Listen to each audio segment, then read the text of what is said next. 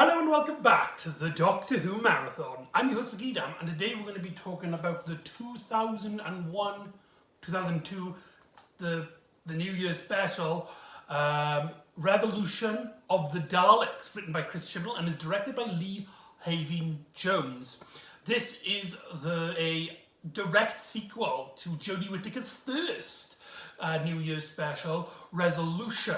It also sees the departure of Toshin Cole as Ryan and Bradley Walsh as Graham. And it also sees the return of John Barrowman playing Captain Jack Harkness from the late 2000s, should I say, as well as Torchwood. He previously appeared in the story Fugitive of the Jadoo, where he was teased upon being part of the story arc with the Lone Cyberman. And so this is his first time actually interacting with the new Doctor, Jodie Whittaker. When I say new, this was like her second series in a run of 3 series, so pretty old Doctor, should I say, really. And also it follows on from the storyline of Ascension of the Cybermen and the Timeless Children, in that story it ended on a cliffhanger of the Doctor going to prison, as well as certain character beats anyway, coming over from that story, though it's not really like the story arc stuff. The Master doesn't turn up, there's no more like twists and turns in this story anyway about the Doctor's origins and stuff like that. It's mainly to do with the character beats and the character's emotions to the events of that previous story, just the way I personally like it. It also surprisingly sees the return of Chris Nosh as Robertson, a character who previously appeared in Arachnids in the UK way back in series 11, and that's just very strange. It's just very, very strange. So there's quite a few to delve into. The story is a little bit longer, mainly like a movie. It is a special after all. So before I go into it, this is the official release standalone DVD. I usually print off a cover, but I haven't done yet, as you can clearly tell. What I really like about the Jodie Whittaker era DVDs is that they come with like these booklets about like, there's not really production. This one has like just teasers about the Time Lord Victorious, which is really strange that this story came out like when Time Lord Victorious was becoming a thing. And they always come like with these art cards, all these seasons and the specials if you get them on their own. This one, we see like the blueprints of the Daleks in this story. That's easily my favourite. They've also got a Dalek Mark III travelling thing. That's pretty cool. So yeah, in terms of DVDs anyway, I was very happy with my purchase. There's just lots of just really cool stuff. Really cool stuff. But anyway, so the story, is it any good? That's what we've all come here for, yes, isn't it? Just bear with me a second. Organisation is key in the art of a Doctor Who marathon video. Sadly, I still haven't picked up the art of it yet, but anyway, sorry, I'm rambling for a second. So yeah, the story picks up right after Resolution. In fact, the previous time like trailer at the start of the episode is actually just talking about Resolution of the Resolution, sorry, and that's just that. It doesn't really go into like the Timeless Child or anything in series 12. It just cuts all the way to the thing, as the story picks up right after that, as we see somebody move in the damaged Dalek in that episode, in the casing anyway, to a secret facility. However, before he arrives, this woman poisons his drink and takes the Dalek casing, and that actually leads into the opening of the credits. It's a great way of opening. There's a sort of like slight running joke of title cards in this story. It starts off with a long time ago in a galaxy far, far away. And then, like, it just says, like, after it, 1 year later, underneath a long time ago, 1 year before, a long time ago, and then in far, far away, it says Chesterton Field. Where the the end of the resolution is set, wherever that place is. So that's pretty funny. There's like a lot of other jokes. Like there's one where it's like 367, and you think it's days, because it's talking about like this project will be going full force in a year, and it's like 365 seconds. Like that was pretty funny. And so the story we find out is that Chris Noss's character Robinson has actually got his hands on the Dalek casing, and he is working with this character Leo, played by Nathan Stewart, Jarrett, sorry, and he's like this technician who works like with Robertson to design a new 3D printed drone out of the basic design of the Dalek casing.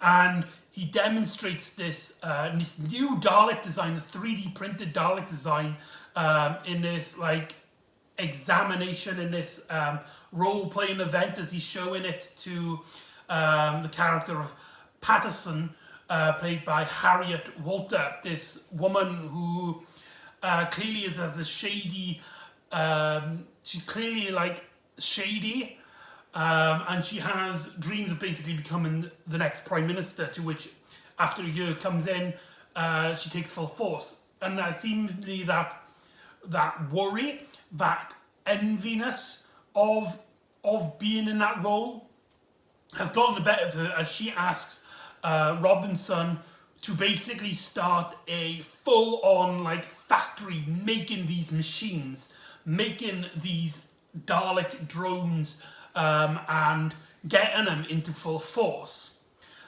We then get into our main characters. The Doctor is trapped in this prison. A lot of people theorise that this prison was Sharda, which had previously appeared in the Fourth Doctor unfinished story Sharda, which we've talked about on the marathon. Very iconic story. The design of the prison is very similar from the outside. However, there's nothing actually mentioned. I know it's very similar in design and premise. Nothing actually states within the story, but this could be Sharda, which is a little bit of a shame. We do get some cameos from previous Doctor Who monsters. We get the Pating, we get an Ood, and Sycorax. We also get a Silence and a Weeping Angel. This would make the first appearance that most of these creatures appear in the Jodie Whittaker era, the Jodie Whittaker and Chris Chibnall era of the show. I'm not really a fan of some of these. I really do like the Pating and the Ood. Like, they are monsters which I think they could just like appear as like cameos, as all these. But I think the first true appearance of Jodie Whittaker's era of the Weeping Angels and the Silence should have been a much bigger deal. Having them just as like cameos as prisoners on a prison ship, and then that's it, was a bit of a bummer. But what I really like about these scenes is that Lee Haven-Jones and Chris Chibnall really show the mental toll on the Doctor. It's sadly a really short part of the story. One of the things that this story was advertised upon is that essentially our companions, now Doctor-less, have to solve these problems by themselves as the Doctor is stuck in prison. There is an issue with this, and that we will get into the narrative. And the scenes in the prison aren't that long, but when we see the Doctor and we see this like dull routine basically drilled into her, as she's saying hello to the cameras, she's getting very little stimulus. She even starts singing Harry Potter to herself, which is really strange, because this is a show whose main character was a male character who's turned into a female character, and then you start quoting a book by J.K. Rowling, a known transphobe. So that was really weird. That was very odd. But and maybe Chris Chibnall just didn't know everything about that side of the Harry Potter world. But anyway, I digress. And essentially on Earth, Graham and Ryan have discovered about Robinson and his Daleks and all that, and they go to Yaz, who is in the other TARDIS, which was previously in the Timeless Children. Yaz in this story is this is a Yaz story in terms of the companions. You start to see that like she's not all that's not all there. That sounds very bad. She has some sort of anxiety issues here because she's working on the TARDIS. She's got all of these notes. She'll do anything to try and get back. And essentially, Graham and Ryan got her investigating in the Dalek case with them, mainly to try to get her out of the building, try to get her out of the TARDIS. That's quite interesting. And the story, it presents this opportunity. And this was the thing that's really great about the story and really disappointing as well, is that when this episode was announced and when this episode was being advertised and stuff, that was essentially the premise. The Doctor had been taken to prison. The characters have to basically defend the world from Daleks on their own. How will the Daleks, how will the human characters, survive without the Doctor? How can the Doctor cope in a prison like this, and how will her mental, how can she keep sane? The answer to these is very disappointing because we start seeing the investigation side. Our characters, they go to Robinson, they basically track him down and they question him about the Daleks. He doesn't know what the Dalek is, he doesn't know the name of the Dalek anyway, because when he found it, it was just a destroyed machine. He had no context of it. Didn't think it was part of an alien cybernetic creature, so he doesn't know what a Dalek is. And because the characters, they're coming up with these plans, but they need the psychic paper, they need the sonic screwdriver, and it's quite hard, it's quite difficult. So they go home to try and think of a plan. Whilst this happens, the Doctor gets reunited with Jack, who is in the prison with her. By the way, John Barrowman, we talked about John Barrowman in terms of him as an actual person before on Fugitive of the Judoon. Basically, what he did as a person behind the scenes, being very rude, is very inappropriate, and he shouldn't have done it. And the fact that he kind of blames everyone else in people talking about his childish behaviour on set is something that we should condemn, and something we should, no, don't do that. But for the moment, we're going to take the actor away from the character, but just for the moment. Captain Jack and the 13th Doctor just, oh man, it just brings a giant grin on my face. Just the humour of it, the vortex manipulator, where did you store that? Do you really want to know? Jodie Whittaker's face. When they hug, first of all, when Jack first sees the Doctor, it's I know these these colours work better on you. The fact that the Doctor's how many crimes did you commit? It's you're taking them all high ground now as I break you out of prison. Just so many great little lines like that. But anyway, right off, really early on in the story, Jack saves the Doctor, and the Doctor, quickly in terms of the narrative, reunites with her companions.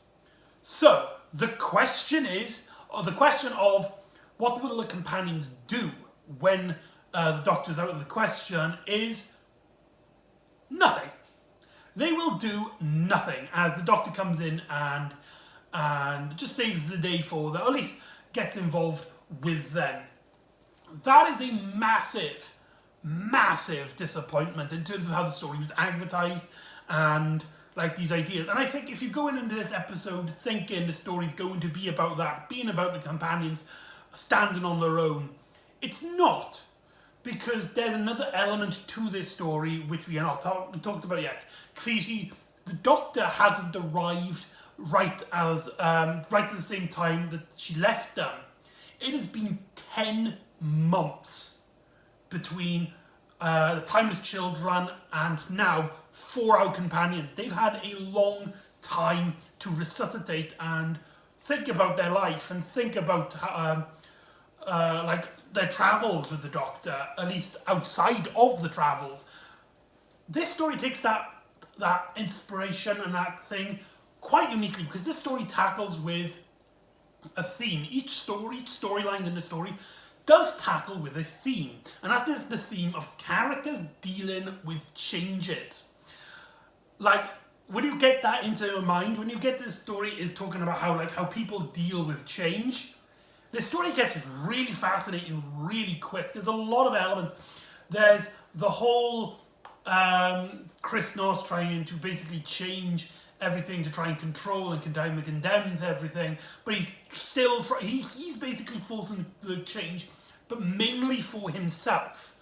Ryan, on the other hand, he's a character whose this 10-month gap has really affected him. He's stayed at home, he's basically lived a normal life for 10 months, and he's missed it. He's missed that normal life, and the Doctor can kind of feel this. There's a great scene. Essentially, the Doctor tracks down that there are some alien Dalek DNA in Japan. So she sends Yaz and Jack there. And essentially, they've basically called up to the Doctor. It's like, right, we need your help on something. We've just been investigating, we found something. So they're going to travel back. And oddly enough, the Doctor states it'll take 4 minutes to get from Jack Nora Robertson's office to Japan. In that 4 minutes, there's this absolutely beautiful scene in which the Doctor explains what happened to her on Gallifrey when Ryan and all that left. That that she basically found out that she wasn't born on Gallifrey, and it's like staying. And the Doctor and Ryan basically also explains, in the 10 months gap, he's missed his mates. He's glad to be reunited. He's glad to have a normal life. And somebody points out it's though they're still the same people, and the Doctor kind of gets frustrated at this. It's yep, same old Doctor, same old Ryan. And Ryan gives this beautiful, if a bit cliched speech about how change is scary and it's it can be terrifying, but we do need to go with it. Toshin Cole's best performance by far. I love that Jodie Whittaker really calms her Doctor for this scene, and you really get the sense that these characters have grown out of each other. They've kind of gone. They're kind of feeling the separation, but none of them would admit it. It's fascinating television. And the directing here, Lee does a fantastic job here. The dialogue by Chris Chibnall, absolutely spot on. And just there's so many cool moments. There's so many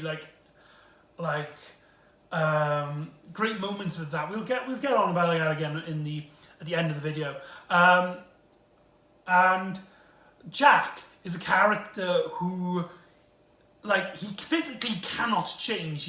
But he's still he has the Doctor notices that he has aged. Have you done a facelift? But theoretically, in the canon of the show, he can't age. It's because John Barrowman's older. But he still tries to push on to the future. He tries to push on. He is from the future. He is a representation of change to a degree of how humanity will change. This all then connives with a scene with Yaz. Yaz is usually a character who's basically used as a character to get other characters' emotional impacts out. She's the one talking to other characters as they explain their emotions to the audience. That's basically her role for most other episodes that she's in.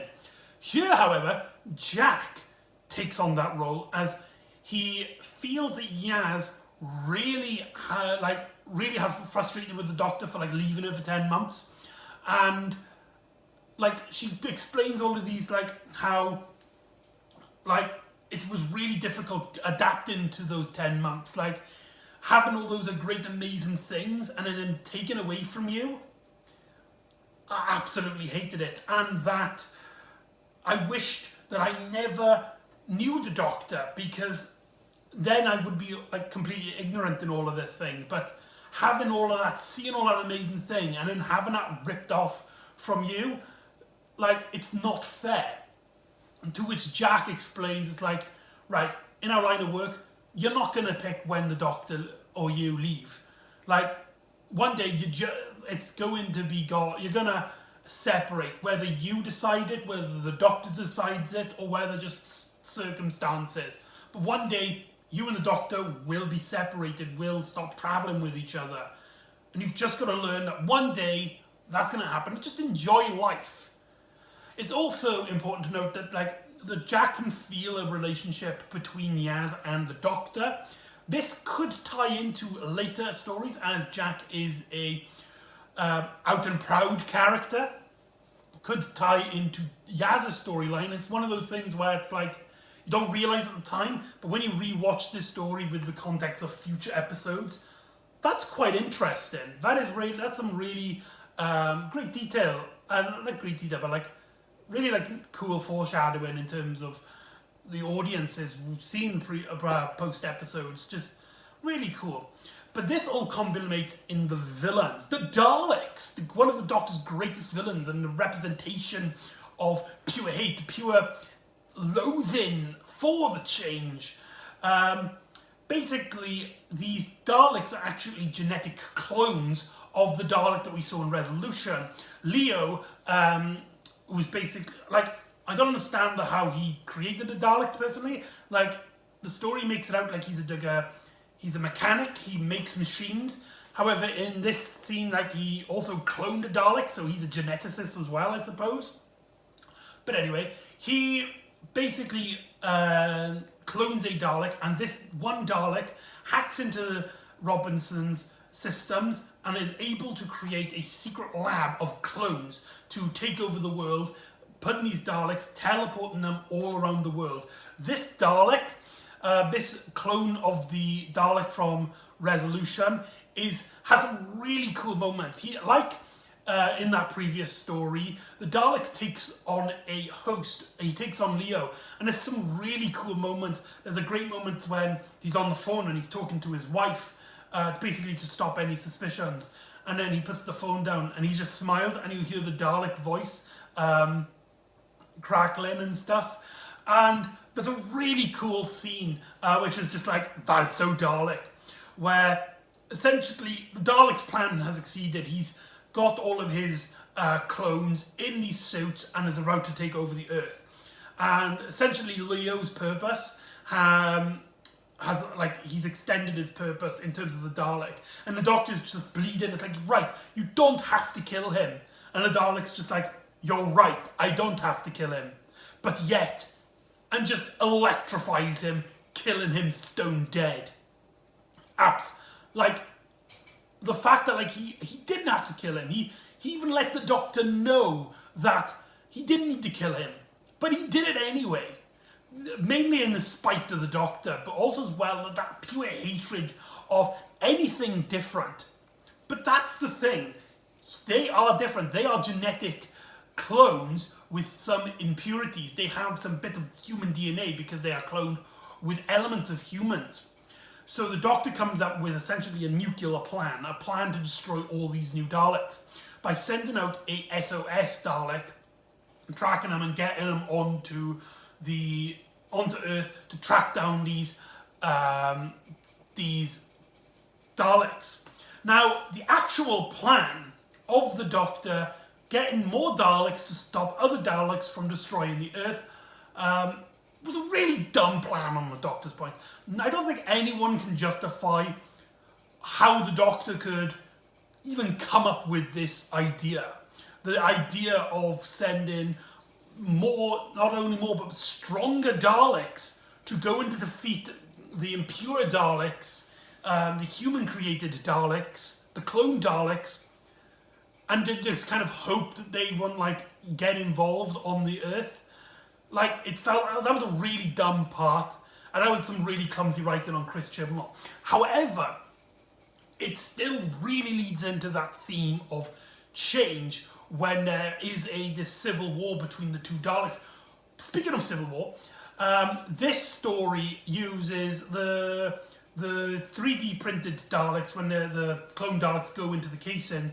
The voices that Nicholas Briggs gives them is inspired by the Daleks in Resolution of the Daleks. Remembrance of the Daleks, sorry. The Renegades, to be precise. That was a really cool detail. And as a fan, when I heard their voices, is perfection. Absolutely brilliant. Loved it. 10 out of 10. And so we get these scenes where the two types of Daleks interface with each other. By the way, the pure Daleks are designed like they are the 2005 designs, and that keeps on with the theme that like you've got these new Daleks fighting the classic Daleks, and these classic Daleks, they look at these new ones and go, you had some alterations, you've changed, it is disgusting, we are going to murder all of you. And they go on a rampage destroying all of them, leaving one left. And there's just this scene where this Dalek is essentially begging for its life. And it's surprisingly sad. Like, this Dalek had so much effort to survive, to be part of his race again, to be like a martyr of sorts, to be the one that conquers the Earth. And he did so much to survive. Like, he was basically a particle at one point, and at a cell, and was regenerated and like on through all these horrible things in its life, just to get to this moment, just to be reunited with his people. And the rest of his people who see that change, see its alterations, find it disgusting. And like, it starts begging, it's like, I can regeneticize my DNA so that I can be pure again. And the Dalek's just like, there's only one way to purify a Dalek: exterminate, and just obliterates him. Such a cool, like, that is so Dalek. Like, the Daleks are all about not changing and the purity of things. They are essentially space Nazis. And that scene where like that Dalek, like almost like for a Dalek, it breaks down emotionally. Such a perfect scene. And the Doctor comes up with this great plan. I absolutely love this plan. After Jack and the Thing destroys the ship. By the way, what is the point of like they bring Jack in an immortal, and they don't have a scene where like he dies and then he comes back to life and they use that as like a sort of decoy.